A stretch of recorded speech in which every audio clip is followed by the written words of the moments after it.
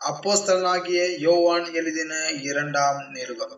நமக்குள் நிலைநிற்கிறது, என்றென்றைக்கும் நம்மோடு இருப்பதுமாகிய சத்தியத்தின் நிமித்தம் நான் மாத்திரமல்ல, சத்தியத்தை அறிந்திருக்கிற யாவரும் சத்தியத்தின்படி நேசித்திருக்கிறவளும் தெரிந்து கொள்ளப்பட்டவளுமாகிய அம்மாளுக்கும் அவளுடைய பிள்ளைகளுக்கும் மூப்பனாகிய நான் எழுதுகிறதாவது, பிதாவாகிய தேவனாலும் பிதாவின் குமாரனாய் இருக்கிற கர்த்தராகிய இயேசு கிறிஸ்துவினாலும் கிருபையும் இரக்கமும் சமாதானமும் சத்தியத்தோடும் அன்போடும் கூட உங்களோடு இருப்பதாக.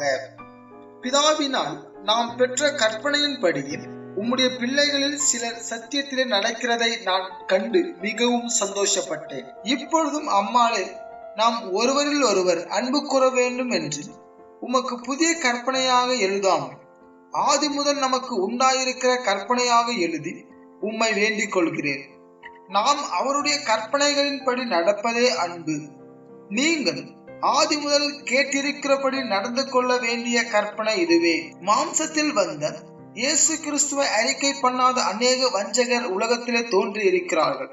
இப்படிப்பட்டவனே வஞ்சகனும் அந்தி கிறிஸ்துமாய் இருக்கிறான். உங்கள் செய்கைகளின் பலனை இழந்து போகாமல் பூரண பலனை பெறும்படிக்கு எச்சரிக்கையாயிருங்கள்.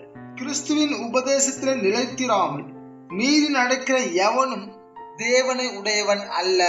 கிறிஸ்துவின் உபதேசத்தில் நிலைத்திருக்கிறவனோ பிதாவையும் குமாரனையும் உடையவன். ஒருவன் உங்களில் வந்து இந்த உபதேசத்தை கொண்டு வராமல் இருந்தால் அவனை உங்கள் வீட்டிலே ஏற்றுக்கொள்ளாமலும் அவனுக்கு வாழ்த்துதல் சொல்லாமலும் இருங்கள்.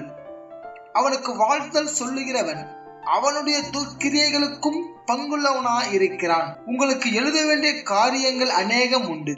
காகிதத்தினாலும் மையினாலும் அவைகளை எழுத எனக்கு மனதில்லை. உங்களுடைய சந்தோஷம் நிறைவாயிருக்கும்படிக்கு உங்களிடத்தில் வந்து முகமுகமாய் பேசலாம் என்று நம்பியிருக்கிறேன். தெரிந்து கொள்ளப்பட்ட உம்முடைய சகோதரியின் பிள்ளைகள் உமக்கு வாழ்த்துதல் சொல்லுகிறார்கள். ஆமென்.